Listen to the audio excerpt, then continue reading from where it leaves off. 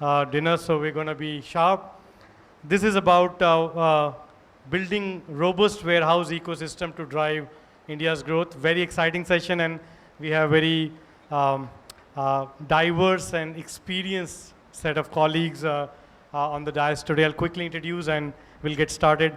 So we have next to me Dhritiman Chakraborty. He's the operations director at Ingram Micro, supply chain professional with over 22 years of experience and worked across diverse ecosystems like Cadila, ITC, Transition Optical. Dhritiman, happy to have you here. Then next to him is Nitin. He's the head of warehousing and logistics at FABINDIA with over 2 decades of experience. And his current role is oversees a spectrum of channels, including B2B, B2C, and D2C operations. Is dedicated to ensuring that all channels consistently meet on time, in full delivery standards. And again, Nitin as well comes from a very diverse experience, both on the user side as well as supplier side. So Nitin, happy to have you here. Then next to him is Mr. Mandar Kulkarni. He's the head of warehousing and logistics at Pharma. Almost 3 decades of experience in supply chain management, warehousing, logistics, distribution. And experience lies in end-to-end supply chain strategy, revamping of supply chain, distribution methods, and so on and so forth. Mr. Mandar, nice to have you here. Then next to him is Mr. Farhaan Mukadam. He's the senior director at Alvarez Marsal, over 16 years of experience and worked with multiple organizations in consulting, manufacturing, and consulting side. So Farhaan, happy to have you here. And finally, Sridhar is the principal counselor at CII Institute of Logistics, over 2 decades of experience in managerial analyst roles, and for more than 11 years at CII, he has been dedicated to initiatives focused on logistics capability development, very close view of the policy, and he'll talk a little bit about what's happening at the government policy level. So maybe we'll start off. I think there are 2 presentations that we have. There's about 10 minutes each. Farhaan, we can start with you to talk about logistics warehousing ecosystem, and then Sai after that. Is this on?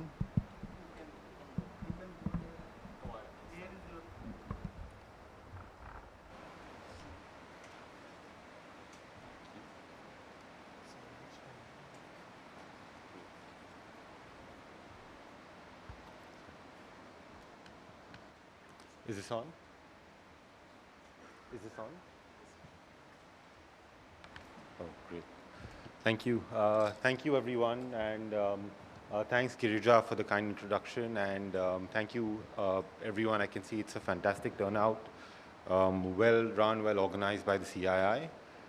To start with, I think what I will talk about today is the need for logistics ecosystems, the need for scale, the need for having the right kind, of infrastructure to help grow our logistics ecosystem and help build the economy as we speak, and also talk about the role that warehousing and modern warehousing in particular plays in this.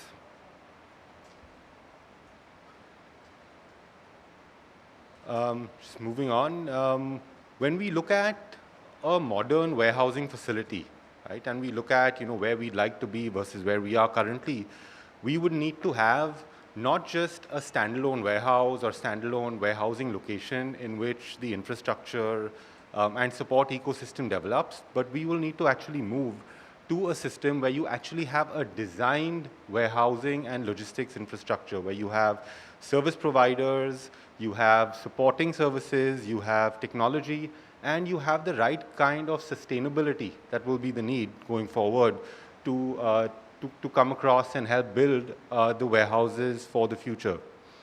The warehousing ecosystem that we need to basically build needs to be collaborative, they need to be innovative, and very importantly, they need to be sustainable. When you look at how warehousing ecosystems have been built historically over the past few years, is that you have key consumption clusters that have come up.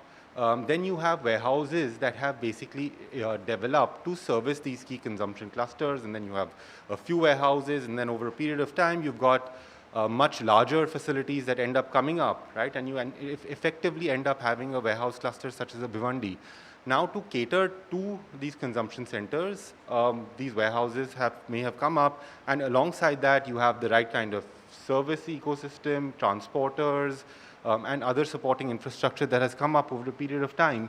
But if you actually have to look at the way the Indian logistics ecosystem has developed, it hasn't been planned. There hasn't been a really strategic way of looking at, how do you service some of these key consumption clusters, and very importantly, how do you service the rest of India? I'll quickly move on to what we need to move towards. We actually need to move towards some of these large, strategically designed logistics infrastructure parks that not only service consumption, but also help multi-product ecosystems. They help consumption, of course, but they also help trade, they also help bulk products. And as a result, there's a lot more that we can actually end up doing with this logistics, with these logistics parks, which can actually help our economy, help our manufacturing, help our trade going forward. They also enable certain value-added services, right? Where you can have, for example, you may have a container that comes in, that container can be de-stuffed at the same location, you can be custom cleared at the same location. There could be some amount of kitting or light manufacturing that happens, and then you can actually have storage and distribution to multiple parts of the country.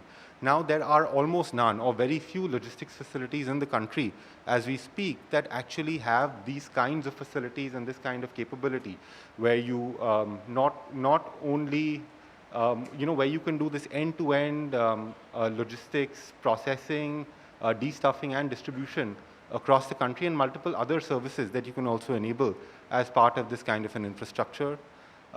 This enables scale. Globally, logistics parks and multimodal parks that have come up have actually enabled scale, and they've been strategically developed to enable a country, to enable an economy to grow. And China is a great example of this going forward. There have been a few very, very successful cases in the United States, in Europe as well, which we'll talk about very shortly.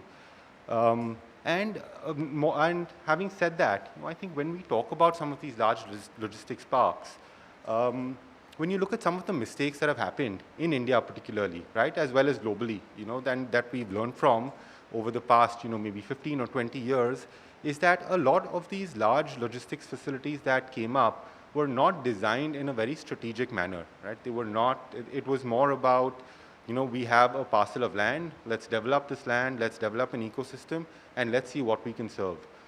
We need to think a little bit more strategically, both from a location perspective as well as a purpose and design perspective.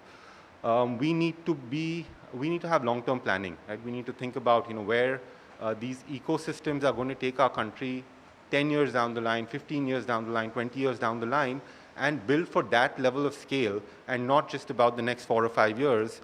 And very, very importantly, we need to back this up with the right kind of infrastructure, which needs to be future ready, both on the technology side, as well as on the core physical infrastructure side. When we talk about road, we talk about rail, we talk about air transport and evacuation. I'll talk about a few examples of where some of the other countries have done things well and have succeeded in building certain kinds of logistics infrastructure that has actually enabled, multitude, growth of, I'm sorry, I'm not getting the right word, but they actually enable growth for those ecosystems and enable companies to actually cater to a much wider segment of the country and the world as we talk about, as we speak. One very good example for domestic logistics and distribution is Dallas. Now Dallas, over the past decade or so, has actually developed strategically a very critical logistics hub to cater to the United States. Strategically, it's equidistant from the 4 key consumption clusters in the country. It is also very well positioned to actually receive volumes by ship and by air from multiple ports and airports across the country. And very, very importantly, it's actually one of the few locations in the United States that can actually cater to not just the top 4 or top 5 or top 8 cities it can actually cater to the top 80 cities in the country within 24 hours, right, by road, rail, or air. And this has actually proved to be a very, very big success story. You have multiple entities such as Walmart that have actually come in, put up infrastructure. In fact, Walmart has set up, I think, 1.5 million square feet to cater to the distribution needs across North America and particularly the United States. I think one thing that I do want to call out here is that this took some strategic planning. You know, we talk about Walmart having come, set up this massive facility in Dallas, but it took at least 8 or 9 years before Walmart actually decided to take the plunge, right? And therefore, you know, you needed somebody to come in 8 years ago, build this infrastructure, plan for the future, and then maybe 8 or 10 years down the line actually reap the fruit. Similarly, you talk about Shenzhen, right, catering to the largest or possibly one of the largest ports in the world. They have 7 strategically located multimodal parks, each designed to cater to a particular mode of transport. And these parks are really the crux and the fulcrum on which a lot of the trade that China actually exports from Shenzhen enable, right? So you actually have a logistics park that's located in the airport. You have one that's connected to the seaport. You have one that's connected to an industrial facilities. And strategically, all of these put together are well connected to each other, are well connected to other countries in the hinterland, and actually enabled, and in fact have been the critical factor in enabling growth within China, and also developing Shenzhen as a global logistics hub. Very, very importantly, a lot of the success here has been facilitated by some very, very modern, very, very efficient warehousing infrastructure. Talking about a couple of examples where you can look at modern warehousing infrastructure to cater to cities, right? And they do not necessarily need to be the largest cities. Now, 2 examples that we can talk about are Antwerp and Bristol Bath. Antwerp has a multimodal logistics park which actually has river connectivity as well as road connectivity. They were actually able to store goods being well connected by water, right, which includes petroleum, which includes consumer goods, and includes a whole bunch of other goods. They were able to leverage the waterways to actually distribute more efficiently and reduce the overall logistics cost, and also very importantly, also increase the sustainability by reducing the number of trips within the city. Now, I do want to call out here that one very critical element that actually enabled this to be successful was that this was not a standalone facility that was built. This was a facility that was built to be connected to a much wider European landscape. So they could actually receive goods in, to a limited extent also export goods out from this location, and therefore it became part of a strategic European ecosystem where you actually have some of these spokes that came up, you know, such as Rotterdam, that were able to actually take advantage of the larger logistics infrastructure across the continent, and deliver this to cater to your city, to a specific city. Then we talk about Bristol Bath, right? I think this is another very good example where you have a small town, right, in the United Kingdom, where where the entire purpose was to reduce the number of truck trips, reduce the cost of logistics, and very importantly, increase the sustainability. So what the Bristol and Bath councils did was that they actually helped set up a distribution center on the outskirts of the city with the help of a 3PL company, DHL, and they effectively consolidated loads for multiple retailers and used common trucking infrastructure to run milk runs into the city, right? And this was able to, at one point, reduce the number of trucks going into the city by as much as 75%, right? And again, this was, again, very strategically connected to other wider national logistics infrastructure that enabled it to be an effective spoke of a much larger logistics ecosystem, right? With that, maybe I'll take a pause and maybe hand over to Sai. Thanks so much, Farhaan. This was quite insightful. Sai, maybe you can talk a little bit about your CIS journey. Thank you, Chairman. Please.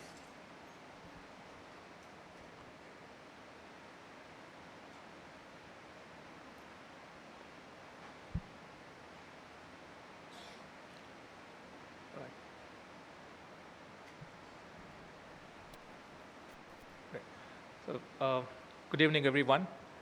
Indeed, it's a privilege to stand before you and present what we've been doing so far. And quite an interesting session this for us to share how the activity that we have been doing for some years is culminated into quite interesting presentation today. And I'm going to quickly talk about what we have been doing under Indo-Japan Logistics Human Resource Development Initiative. I think quickly before we go ahead on to, I don't know what happened with this slide. So we have a quick introduction of what we do for those who wanted to understand what CI Institute of Logistics is doing. Quick slide on that. We arrange our activities and services under multiple verticals, under education, advisory, skill development, training and events, awards, and of course, sectoral initiatives along with the CI School of Logistics. Today, what I'm going to talk to you is about one of the sectoral initiatives that we have done. That's basically on the human resource development side with international cooperation. And just quickly updating on what AM have actually released this morning, and just you spoke about it, Farhaan. We've used the report that you've got, and we thought we should also reflect on that quickly before we go on to presenting our work. What we learned from that report, quickly scan through, in order to have a healthy warehousing ecosystem, we're looking at basic characteristics and how the entire ecosystem should look into. And those are the 4 points which are in the report: fast processing, accurate order fulfillment, cost-effective operations, transparent real-time visibility.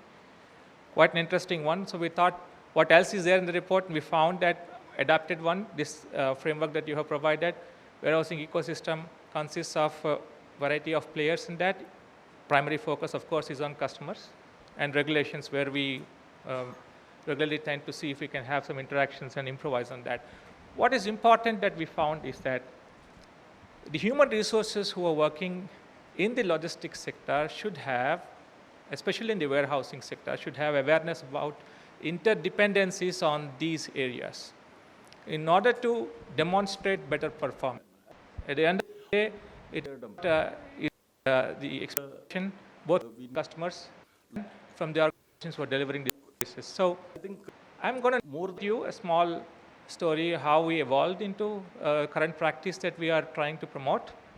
The question in 2018, is 6 years before, the Japanese companies in India were asking why logistics people in India do not understand our way of work. Quite an interesting, significant question. Small question, but it started and then went on to a very big project where we started collaborating with them. And so our journey started in this.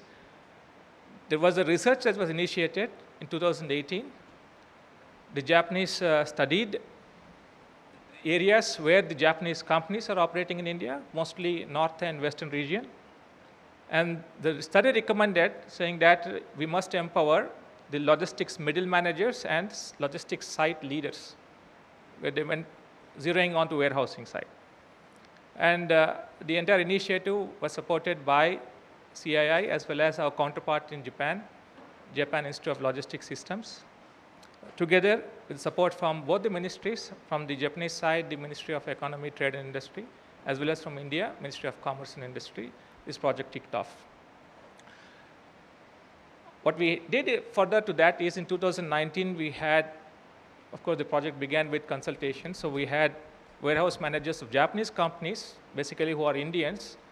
A good consultation was done with them and some interactions happened, followed by logistics managers who are basically Japanese who are operating in Indian environment. This was also done and there were inputs that were received. And what we did is, further to that, there is a co-creation of a program that was done. And the result was the establishment of a practice called as a Warehouse Kaizen Practitioner Program, which is a tailored version of a program that is running currently in Japan. And therefore, the Japanese experts, along with the Indian experts in the logistics operations, visited multiple companies. I'm just sharing those pictures for your info. Subsequently, we also visited with an Indian delegation to Japan to see how Japanese practices are evolving and how they are different. Chairman was suggesting before the session that there should be focus on decentralized network as well as the centralization part of it, and how with the team that we see since morning, many presentations were being done, discussions were done on how the automation, technology, mechanization, all these things would actually change the entire ecosystem and shape up. So we were curious 6 years before to see Japan is an advanced country, what's happening there? Are they using these? How they are using these? And if so, what happens to the practice that they culturally have in place? How does it work? Does it actually work there, or is it relevant? So we examined it, and then the journey continued. And we have experts coming from their side. We went there, we got those things, and we installed a program called as a Warehouse Kaizen Practitioner Program, followed by a convention that we have conducted in 2022. We'll be repeating it soon. A quick result of that was, in fact, there were 6 competencies that were defined, identified, and I've just listed. I will not go through that. These are available in our website. Those 6 competencies are to be developed in the site leaders or the warehouse leaders, basically shift in charges and the managers over there. That's what was suggested. And the result was a completely structured, tailored program that suits Indian work environment was developed and implemented, tested, and okayed by the Japanese experts, saying that this is how we should drive the practices in India in order to help grassroots level development so that the ecosystem becomes stronger and healthy. And there are 3 module structure that we arranged in that. First one gives warehouse operations overview to normalize the knowledge levels. Second one deep dives into the Kaizen practices the Japanese follow. We were happy to learn that culturally there's a different way of looking at problem solving from Japanese side, which we try to capture and keep it as it is in this module. And then most important element that they were suggesting was to have workshop model so that all these steps that we included there, that they should have a site visit, should have a practice of those exercises in the site so that practicality could be introduced. And then there must be interaction with the experts who have been doing this for some time, also exchange of good practices. So the program environment was designed to have multiple companies, representatives in one place that could help the cross-pollination. And the outcome was about 150 plus improvements that we managed to get in India as a sample. And the impact areas were on cost, distribution quality, working time, work accuracy, and environment response, including sustainability that we see. Quite a sophisticated framework that they were introducing to us. And we tried it out, and to our surprise, a Japanese company operating in Africa have delegated 2 big groups in order to take the entire experience and then implement in Africa. Quite interesting feedback that we have, engaging with them, learning with them, and they were telling us the difference that they have in their practice and the way that we are actually taking it along. So the tailoring work in India is actually making an impact. This is our understanding, and we are going ahead with trying out this method in all other countries also quite soon. So what we were trying to do is just want to bring it to the forum here and leave it here. What next we are intending to do is to activate. This is not a training program, this is an activation program. We have a lot of leaders, practitioners here in India who understand the subject well. So we would activate this program in select logistics clusters where the warehousing is concentrated, and also try to recognize best practices. Therefore, the ideas could be continued and shared among everyone. Thank you, Sai. Thank you. It was very encouraging to see CIA, Institute of Logistics, taking an active role, and it's in the right direction. Maybe let me try and open up the conversation a little bit and focus a little bit on the agenda that we set for ourselves, which was around creating warehousing ecosystem. And I think the way we define the problem statement, if you will, is the India as a market, and I'll probably take a minute to illustrated. India is going through deep transformation, both in terms of our consumption patterns as well as our manufacturing capabilities. And the traditional hub-based approach is probably not quite working, and we are seeing that there are needs coming in wherein new manufacturing hubs are emerging, new consumption nodes are emerging, and we are looking at organizations struggling to manage the needs of their customers or manage the needs of their production supply chains because the way supply chain is set up, and particularly the way warehousing has been set up, because they tend to be concentrated in 4 or 5 large cities of the country. So while we do develop, and Farhaan rightly called out, we should have these large nodes of multimodal logistics park, etc., that allow as the hubs, but there is an equivalent need to create spokes that are feeding into the vast majority of the hinterlands in the country. So with that preamble, let me maybe start, and Dhritiman, let me ask you, based on your vantage point and as you distribute across India, how do you see the warehousing ecosystem evolve over the next couple of years, and do you see the need for tier 2, tier 3 cities having scalable tier 1 grade A facilities, automation coming in, and so on and so forth? Yeah, thank you, Girija, for that question. First of all, thank you, CII, for conducting this event. And every time you come up with superb themes which are relevant to the logistics industry. And thank you for doing that. So if we look at the warehousing sector, so in terms of the changing importance of tier 2 and tier 3 cities, the industry that I represent, which is the technology industry. So Ingram Micro distributes the technology products, whether it is software or hardware, across the country, across the globe. So what we have been observing, and this is something that we have been observing specifically after COVID era. So till COVID, customers were okay with a particular lead time in terms of delivery expectations, etc. COVID has changed that behavior of the customer. We are a B2B organization, so ideally speaking, the characteristics of an end consumer should not be impacting the B2B industry, but what we are seeing is that that has also started impacting B2B industry. So the customers that we used to serve previously, they used to hold their own inventory. I'm talking about the tier 2 and the tier 3 markets. Post-COVID, they also wanted to reduce their dependency on holding inventory and thereby having a light working capital model. That has led to them not investing into their warehousing. So what they want is, let the supplier keep the inventory near to me, and then as and when I need, they should supply. So that has pushed us to look differently into tier 2 and tier 3 cities. So from a warehousing requirement, post GST, we as an organization, we thought that, okay, I don't need my presence in those smaller cities. Gone are those days of taxation related limitations. But today, because of delivery expectation, we are bound to look into those tier 2, tier 3 cities.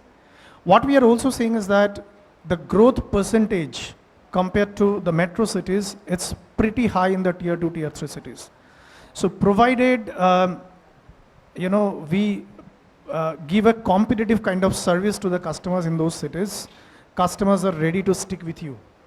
And that brings us to the requirement of having good facility in those smaller cities. Now, when I say good facilities, obviously the size of the facilities differs, because in the metro cities where you have huge demand, your requirement is for larger warehouses. But in the smaller cities, your requirement will not be that much. So that is something that we expect the service provider industry to look into the requirements in the tier 2 and tier 3. I think most of the organizations, specifically the e-commerce kind of organizations who are also seeing that growth in the smaller cities, there is a huge requirement of shared spaces of smaller size, but obviously grade A, right? Because that's where the quality of service you will be able to manage. If your warehouse is not up to the standard, at the end of the day, it increases your entire logistics cost, and the service expectation of the customers cannot be met. I think that's the changing, expectation that we are seeing in the tier 2 and tier 3 cities. Thanks, Dhritiman. Nitin, in your environment, obviously the opposite is also true, because you deal with, as you were saying, 50,000+ artisans that actually supply to you. So you have the reverse problem as well, where you probably have to go to the hinterlands, the small towns, collect, store, bring it to your warehouses, and then from there either bring to your stores or take it to customers' premises. So how do you see where the challenges are and where you think warehousing needs will shift? Thanks, yeah, for having me here, and thanks, Girija, for that question. So I represent FABINDIA.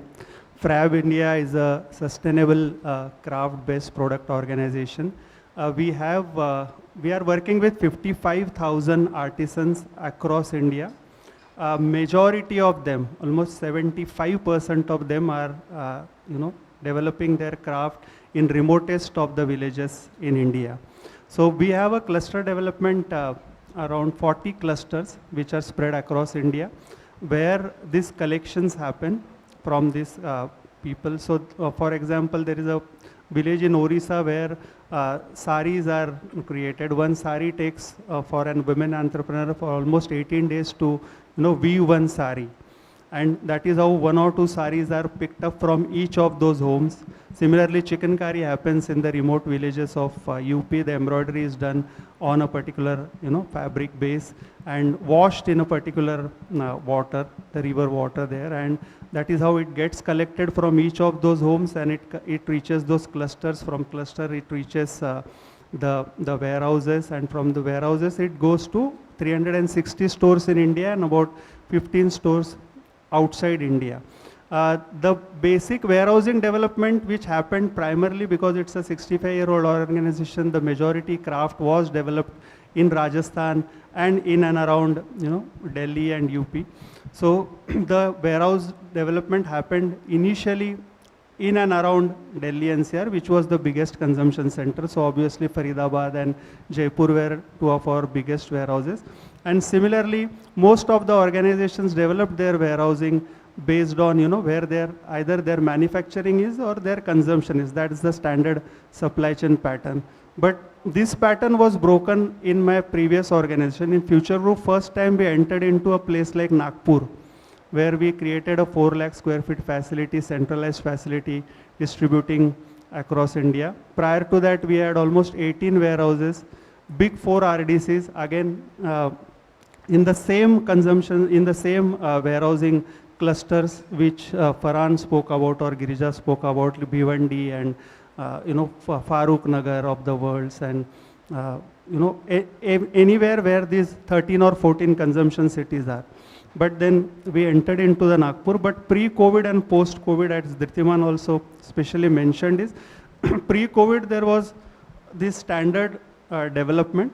Post-COVID, everyone thought that brick and mortar will never exist, and now everything will be direct to consumer or B2C or e-com kind of businesses. And then they expanded their warehouse. All the e-com companies went and they were actually on a buying spree, and they started developing 20 lakh square feet of warehousing space in Bhiwandi and 40 lakh square feet of warehousing space near Bangalore.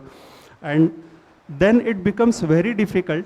I have been part of the 3 bill. It becomes very difficult once you put all the capex in your 2 or 4 lakh square feet of warehousing space to move into another cluster, where you still get better rentals or even very good quality skilled manpower.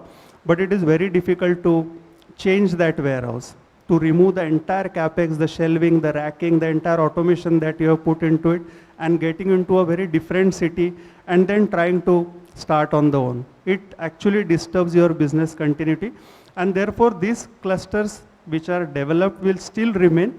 However, as the the customer needs are changing, in the earlier session, people spoke about dark warehouses and not getting sufficient commercial space inside the city where the rentals are very high. But soon that model will start establishing, because infrastructure is getting better day by day, the roads are getting better, so we would be able to reach faster. And that is how people will start entering different clusters at state level, consolidating their operations, centralizing it, trying to stay up to the demand of the consumers. But it will take time, it will take around 5 to 10 years for newer clusters of warehousing to come. So that's my take on it. Thanks, Nitin. Mandar, in your case, it's a slightly different manifestation of the issue, right? You worked in multiple industry, but currently with Sun Pharma, obviously, more than anything else, the compliance, the standards, that becomes an integral part of whether a particular warehousing facility is useful to you or not, right? And that, as you move from the larger cities, becomes a challenge, right? So how do you see that developing? Yeah, thank you.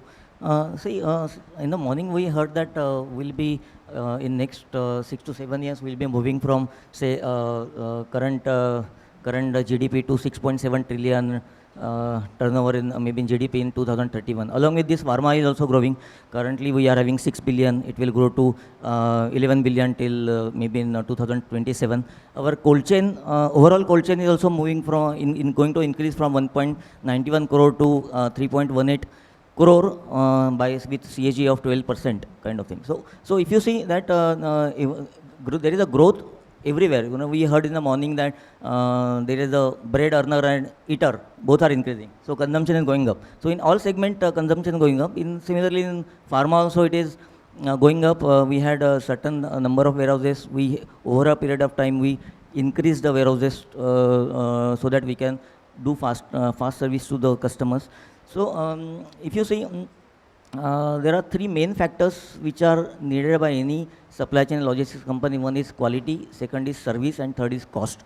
So when we see all these three parameters needs to be fulfilled by any company, any supply chain, so that we can rate them as a high class kind of service or some sort of supply chain. So here basically if you see cost, when you come to cost, cost is again we need to have all these efficient services at the least cost. So in our case, we also have right kind of balance between this. So we are moving more towards the customers. Basically, these are our patients. These are the human consumers. Basically, they are consuming the medicines, formulated products, tablets, and all. So we have increased our depots, CFAs, so that we can go more. We can have more penetration in the market.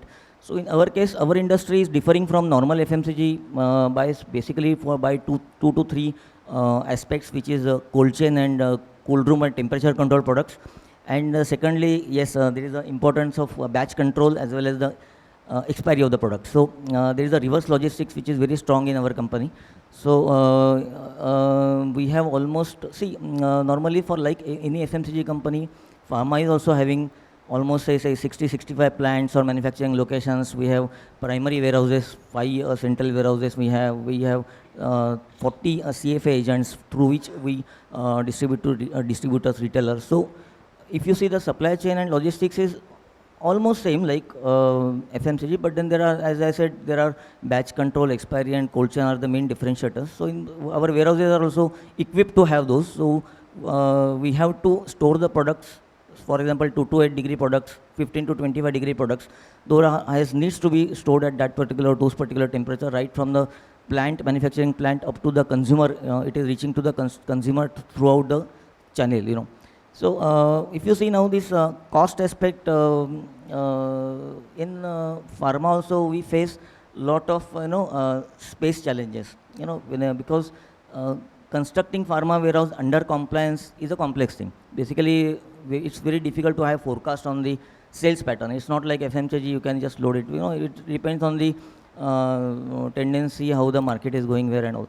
So there is a lot of deviation in the forecast, whereas your capacity of the cool room is always fixed, because you have puff panel, we have HPSC units, so we have certain capacity which is defined, so and so number of pallet positions you can define in the warehousing. So it's very important to strike the right balance between the forecast and have the right place at every corner of the India, so that we can we can store the products, cold chain products and temperature control products at those places so that we can immediately serve to the customer. So that is one of the things. Secondly, we also look after the stock turns. You know, when there is a predictability aspect or space constraint, so we try to see that how our stocks are moving fast and how our inventory turns are more, you can say.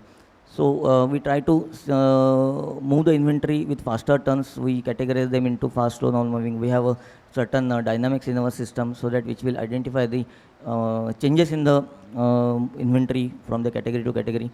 And we give our planning is also that way. We need to modify them and we need to keep a tab on the planning. So we have to see that your aging of the inventory is less, your expiry is less, your reverse logistics in our case is very strong. Whenever system gives the reports and we send it to certain plant location where the destruction happens. So here, I mean, these are the basically things. So when we say ecology, obviously the cost aspect is important. So for this cost aspect, for any kind of industry, I would say the standardization of the raw material products and your infrastructure is also important. Basically, if you are having number of different sizes of the warehouses, number of gauges of the metal which is changes. So if you do the variety reduction, your vendors associated with the warehouse constructions or cold room construction, they will get standardized. They will be having good volumes, and your cost will come down. Similarly, in case of if you do the racking in our warehouses, if you see the racking and WMS if you install in our warehouses for the places where the rentals are lesser as compared to B1D or Panvel kind of things, there the cost of your WMS and the cost of racking is much more higher than what we are achieving the savings in the rentals by reducing the space. So here you need to really have to have some different initiatives so that your costs are getting down. So such kind of things, I mean, we also do adopt and things. I think I'm sure all industries having this kind of new initiatives are there. So these are the basic things we follow. No, thanks. You touched upon multiple facets of warehousing needs. But Farhaan, maybe let me ask you a slightly different question, and I'm sure you advise clients on their distribution strategies. So one of the things we used to see back in my days, the primary focus was warehouse consolidation. That we had 30 warehouses, bring it down to 15 somehow. At the time GST was implemented and everybody was trying to take benefit of it because it did make sense not to have a warehouse in Pondicherry and then in Chennai and stuff like that. But gradually as things are progressing, the ability to be closer to customers start to matter, right? The dark store phenomena, which predominantly started with these, let's say the service spare side of it, then was picked up by the QSR industry. That obviously has created a benchmark on what is my expected, right, turnaround time, right, that is needed for a particular part or goods to come in. So how do you see your client base as they talk to them? Are you seeing them opening more warehouses, spreading out their footprint, or are they still on the consolidation path? Thanks, Girija. Is this on? Oh, brilliant. Thanks, Girija. I think, that's a very well-framed question. In fact, if I had to speak, I think this would probably be the question I would want to answer, right? And I know, we go back a few years and we talk about, after GST came in, you had this whole consolidation wave of warehouses, which is of course very, very important. And we all know, all of us being in the logistics industry, we all know the efficiency that has brought to our supply chains and how important it was at that point in time. And now it may sound paradoxical, right? When you're talking about, hey, look, now we've consolidated, but now we've got to start catering to all these smaller cities, and therefore we have to go and develop this infrastructure to cater to these cities. And let me explain, it's not, right? I think it's, during my presentation, I spoke about, long-term planning, creating a certain kind of structure, right? And I think what you will probably see over a period of time, if it is executed well, is you have certain larger facilities coming up, in certain strategic clusters. In our current environment, a lot of the strategic clusters just happen to be around large consumption centers. right? But over a period of time, I think what you may see is that you could have certain manufacturing centers, or you could have, let's say, a Nagpur, for example, come up as a strategically located distribution location that will serve not just consumption, but will also serve other functions such as trade. And I think that's an understated aspect of it. We all talk about how we want our trade in our country, and we believe that, look, we need to increase our exports and improve our trade balance. That needs to be the next lever of growth. We'll become a China plus one. But hey, look, I think no one's really talking about, I mean, of course, you do have a few in the government that are thinking about this, but no one's really talking about how do we facilitate that from a logistics perspective. We have imports, we have exports, we have domestic manufacturing, we have domestic distribution and consumption. Right now, all of that can actually be co-located in some of these critical logistics clusters. Right? And then you may or may not have certain smaller spokes. Right? They don't need to be necessarily standalone warehouses. They could be consolidated distribution centers that actually cater to a particular city. You don't need to have an individual depot. Mr. Kulkarni, you spoke about you actually going and setting up these facilities, and maybe you realize that, hey, look, it's not all that efficient from a cost perspective, and certain aspects of your cost just blow out of proportion. In a well-planned infrastructure, you may not need to do it alone. You may have cold rooms that are shared with multiple pharmaceutical companies and multiple other companies that are actually operating that, right? And that also helps. But I think very importantly, that will be enabled by the right kind of warehousing infrastructure and the right kind of warehousing services. So you need planning from a national logistics perspective, where the government and industry bodies such as the CII will play a very important role. You need infrastructure developers to play their role.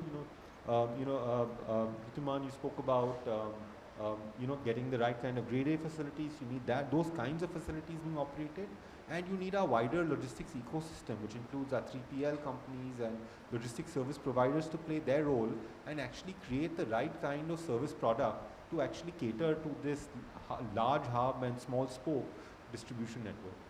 Yeah, no, you're right. So one of the things that hasn't really happened in India over a decade or so is the whole pay-as-you-go models that are fairly prevalent in other places. And I think Mandar talked about that I should be able to take the space or the capacity of a warehouse based on my business needs rather than blocking it. And that becomes a little bit of a chicken and egg because somebody has to take the first step. Those models are actually a lot more well developed in some of the major markets like UK or US does have fairly well established model.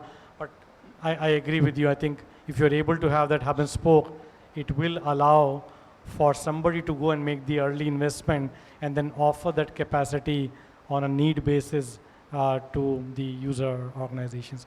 But Sai, from your standpoint, since you do deal with a lot of policy frameworks, right? There's a tremendous amount of work that has happened on the NLP, of course, and the whole Gati Shakti project. We are seeing that 100-odd projects are taking shape in various facets. Specific to warehousing, right, and the warehousing ecosystem, right? What are the maybe top 2 or 3 initiatives that you'd probably want to talk to our audience about? Thank you. Thank you, sir. I know. Thanks. Thank you very much. I think there are 2 points that I want to highlight in terms of the progression that is happening currently, which we are able to observe. One is announcement and work in progress of multimodal logistics parks in 35 locations. This is given. It may happen slowly, but it is going to be there. So what Mr. Farhaan was actually talking about is going to happen pretty soon. What is more important for us that we felt with the consultations that we're having on both the sides, with the policymakers as well as with the industry, is that are we ready to run these distributed facilities which are concentrated in the specific zones, maybe catering to the demand side or maybe catering to the exports, which we are looking for in terms of the growth in the overall economy side. So that capacity building is a major concern, and both the sides, the industry as well as the policymakers, are working together in order to see how do we accelerate building up the logistics capacities. In terms of human resources, in terms of technology maturity, in terms of the what you call that, infrastructure readiness, especially within the warehouses, Mr. Dhritiman was mentioning clearly, smaller facilities, standardized. Probably you're talking about grade A, but is far away in reality, if you ask. So how this transition is going to happen is a very interesting story as it unfolds that we would be able to see. But the shoots are coming up very clearly, that we can see the big projects are announced and the logistics infrastructure is coming up. PM Gati Shakti is a very large initiative which will tie up together all these activities into one big framework, and all of us would be able to contribute our part. And of course, CI has a major role that is playing in that. And from our side as CI Institute of Logistics, we are ready in order to bring in good practices, and then, as I mentioned today, to institutionalize them and then make it available as assets for the industry to take it and run. No, thanks, and I think you're right. So some of the MMLP bids are out. A couple of those have been awarded. I'm sure many of you would know, and the rest should start to come in. So that, you're right, the work is pretty much on. We don't have much time, so I'll probably pick up just one more facet of the decentralized logistics ecosystem part of it. The inherent part, which Nitin, you briefly touched upon, is obviously the human capital that needs to run those facilities. So one part is getting the infrastructure and the building and the racking. The other part is really somebody to be able to operate at scale, operate based on processes, operate with technology and all that that goes without it. So maybe I can just maybe request a couple of quick comments from each one of you. Maybe Dhritiman, starting with you. From your standpoint, what's the top one or two things that are needed to create the human capital backbone to enable the tier 2 or tier 3 cities to actually take the scale that is needed here? Yeah, I think that's a pertinent point, because when we are talking about decentralizing warehousing capabilities beyond metro cities, large organizations do face the challenge of having the right talent at those locations, right? I mean, that's where the organized warehousing sector can add value. So if, as a 3PL service provider, you have a large facility wherein, say, 50 people, 100 people are working, and good skilled people are working, and if they are available on a shared basis to, say, 10 different organizations, it solves that problem. Otherwise, individually organizations in those smaller cities, still good talent is a big challenge. So to keep it short, I think that is one of the support that industry will be looking forward from the service providers, is to have good facility with good skill set of people. Fantastic. Nitin, same maybe question, and again, you would have a Yeah. fairly close handle on it, I'm sure, as well. So, I mean, post-COVID 2020, I was lucky enough to address a group of professors from Tata Institute of Social Sciences. And the topic basically was the skill development short courses that TIS was starting. And one of them was on the warehousing front. So, I mean, there is no course available as such for, or a skill development, small 3 months or 6 months kind of crash course which is available for anybody who has graduated or anybody who has done his diploma to come on board and start working from day one in a warehouse. Fairly, most of the warehouses right now, grade A warehousing, we have been talking about grade A warehousing since morning. Most of them have standard WMS, standard warehouse management system, which can be taught. Most of these warehouses are managed, their picking, their packing, their sortation systems are managed through handheld terminals, which is again a very easy thing to train people on.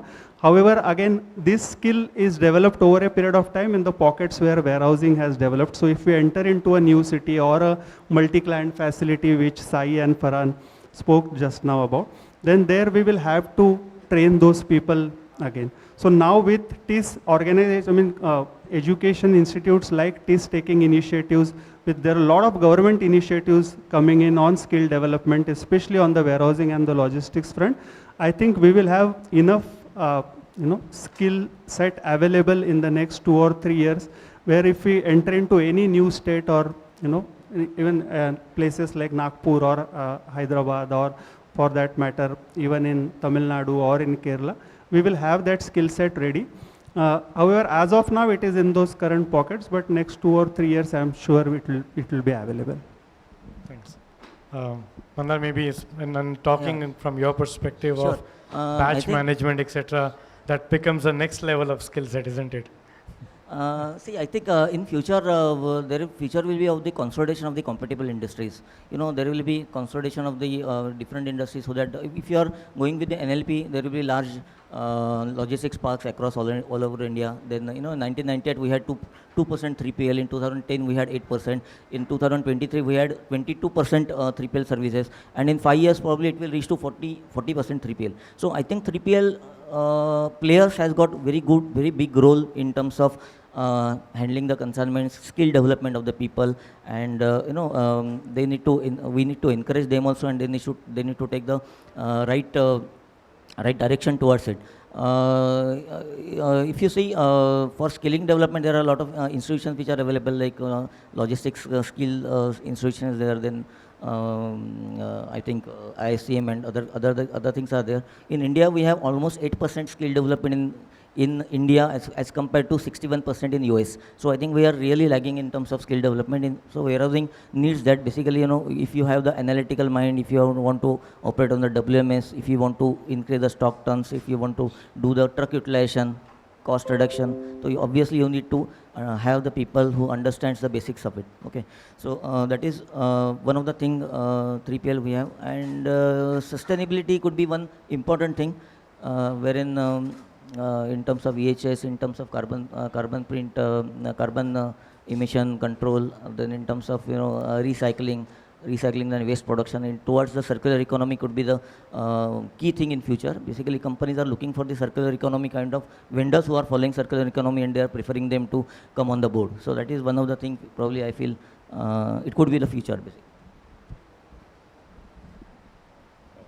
Thanks. Is this open? Thanks, Mandar. I think that's that's actually very insightful. And actually, I'm sitting in the company of some very evolved logistics users, right, including some of the leaders that we're seeing here.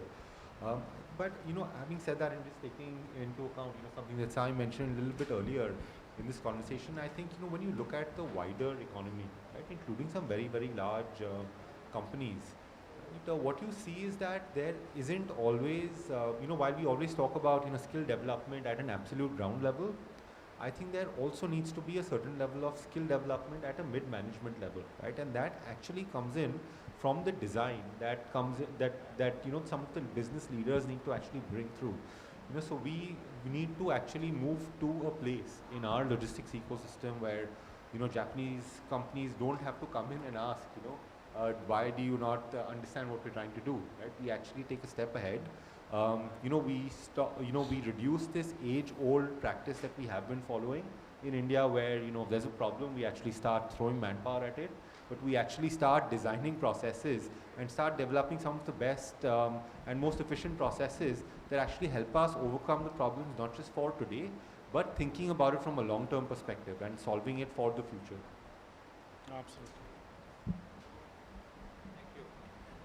I think one of those points that keep repeatedly coming to us is about how do we improve the attractiveness of the logistics sector in order to get good talent, making it as an aspirational career choice, not by many of the people that I met that we are accidental logisticians, we were never trying to be logisticians. But I think we need to move into a position where India has got phenomenal talent related to logistics, right from the grassroots level to the top level. Anyway, we are there in the technology side that we need to fill in quickly all those elements there.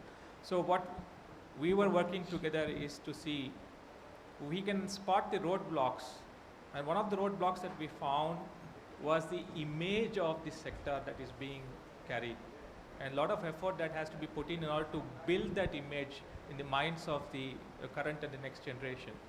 And CI has taken initiative to create a membership for that, which would clearly focus on image building, because it has to come from the industry side, and then We are networking with the universities, of course, along with the institutions who are promoting the skill development activities, and try to see if we can create a multiplier effect. Every year we train about 1,000 plus participants, both from the industry and the academia, and today we, as a small group, we achieved about 100,000, 1 lakh plus trained professionals in the logistics side. Imagine if a small group like us could do that. I think when the industry comes together, especially logistics sector companies come together, we can really quickly multiply the impact and make those resources available in a year or two in the market, so that we don't need to worry about who can run, how they can run, kind of a thing. Those assets need to be created, and a lot of work that together we need to do. I think this is what we feel. No, very, very relevant point about the image, the processes, the skill set part of it. Look, it's a very, very enriching subject, very deep subject. It's not a subject that we can delve into at a level of detail in an hour or so. And we'll probably pause here. I'll just take a minute to paraphrase what we've discussed. The need for creating hub and spoke kind of architecture for our logistics from a warehousing standpoint, ability to combine trade-related warehousing and domestic warehousing, ability to manage pay-as-you-go model where people can come in, and then enable the day-to-day operating by technology, by better training, and so on and so forth. And that will allow us to be a lot more closer to customers, be faster to service their needs, and in all drive the overall ambition of creating a lower logistics that can obviously drive the competitiveness of the country. I'll pause here and thank you everyone for your time. Thank you audience for pairing with us. Appreciate, and happy weekend. Thank you.